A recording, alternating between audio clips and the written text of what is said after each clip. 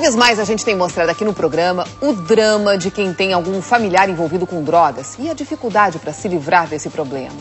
Mas a preocupação dos pais para manter os filhos longe disso deve começar combatendo uma droga socialmente aceita e que, em geral, todo mundo tem em casa: o álcool.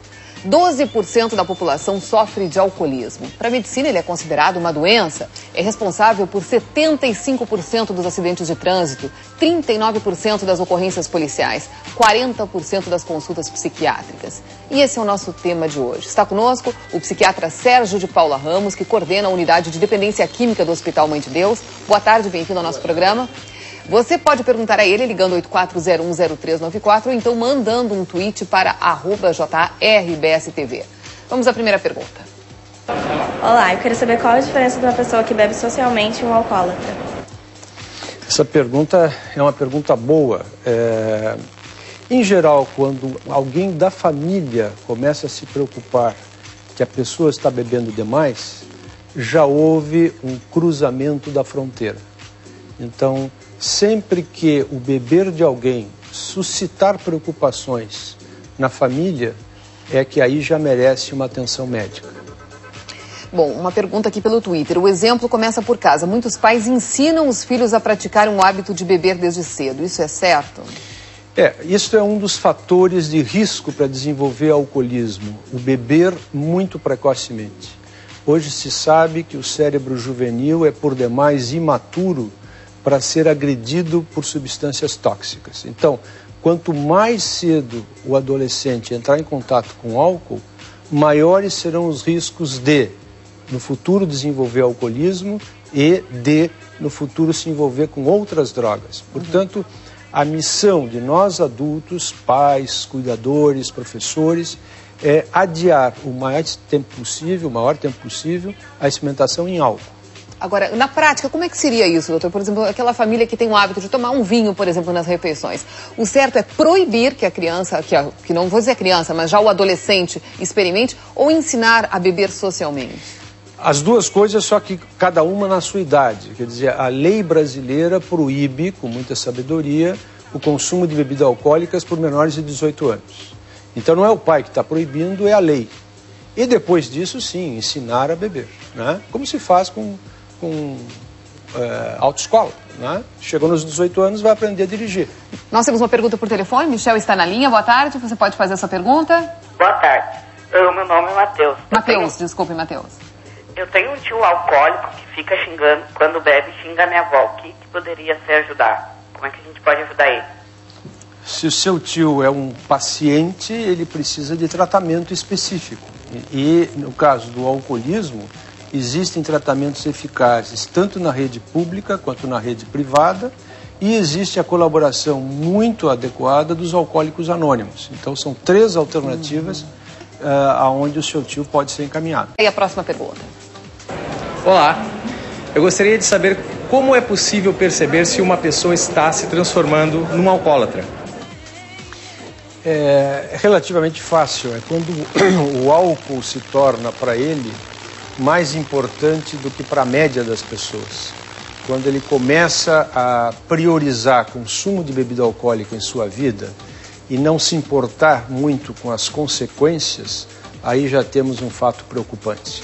Muitas perguntas aqui no Twitter sobre as consequências do alcoolismo sobre o nosso corpo, inclusive aí efeitos sobre o cérebro. O senhor poderia explicar? Bom, o álcool é uma substância atraída no corpo por água. E o corpo humano é uma grande caixa d'água, então não tem tecido humano que não seja agredido pelo álcool quando ingerido, né? Então você tem repercussões cerebrais, gástricas, hepáticas, enfim. O álcool é um grande desastre, porque é um grande agressor para o corpo humano. E a porta de entrada para outras drogas? Sem dúvida. Quanto mais cedo um adolescente começa a beber, mais arriscado é de ele se envolver com outras drogas. Mais perguntas? Olá, o alcoolismo atinge mais homens ou mulheres? Antigamente, quando eu comecei a trabalhar, nós tínhamos 12 pacientes homens hospitalizados para cada mulher. Hoje nós temos 4. Então, o alcoolismo feminino vem crescendo assustadoramente nos últimos 20 anos. Mais uma pergunta? Vamos lá. Alcoolismo é hereditário? Essa pergunta também tem bastante aqui pela internet. Na realidade, nós podemos falar hoje em alcoolismos. E tem uma das formas de alcoolismo que tem uma clara estruturação familiar. Não é? Esta forma de alcoolismo tem um peso genético relevante. Aqui o Fábio está perguntando pelo Twitter se das bebidas existentes no mercado existe alguma que pode agravar mais esse vício. Não, todas as bebidas alcoólicas, como se diz, têm álcool, não é? E aí é só uma questão de concentração. Alguém diz assim, não, eu não estou tão arriscado a ser alcoolista porque eu só tomo cerveja. Depende. Se ele toma 10 latinhas de cerveja, ele está tomando a mesma concentração que seria 1 ou 2 doses de uísque. Então o que importa aí na história é quanto de álcool ele está tomando. Vamos agora à última rodada de perguntas ao psiquiatra Sérgio de Paula Ramos sobre alcoolismo. Aí está a próxima pergunta.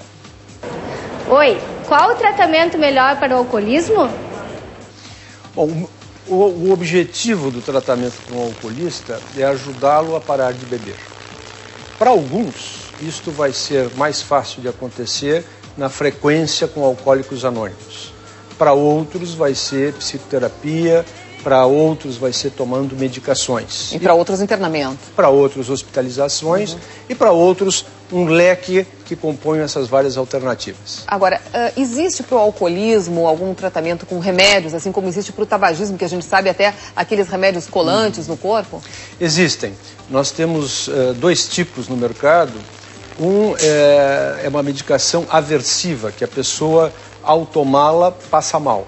Então, qual é a lógica disso? É que todos nós acordamos com muito boa vontade. E aí o paciente toma no café da manhã essa medicação e lá no final da tarde, no início da noite, na balada, quando ele tiver vontade de beber, ele vai dizer, não, eu tomei a medicação, não vou beber. Essa qual é a porcentagem de eficiência realmente desse? Dos que tomam a medicação, bebem 100%. 100%. Dos que tomam a medicação. Tem que tomar. Tem que tomar, senão não faz milagre. Outro tipo de medicação são medicações para baixar o apetite pelo álcool. E a droga mais usada é o naltrexone, que é bastante eficaz por uns 6 a 7 meses. Muita gente perguntando aqui pelo Twitter, depois de beber, o que fazer para amenizar os efeitos do álcool? Essa é uma pergunta muito importante, porque não existe nada capaz de minimizar os efeitos do álcool. Quer dizer, não é café... Banho frio, chegam a falar aqui. Banho frio. Na minha adolescência inventaram que era limão na orelha. Nada disso.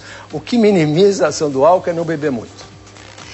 Doutor, muito obrigado por sua vinda aqui ao Jornal do Almoço, sobre esses esclarecimentos desse assunto que realmente é muito importante, né? Muito obrigado pela oportunidade.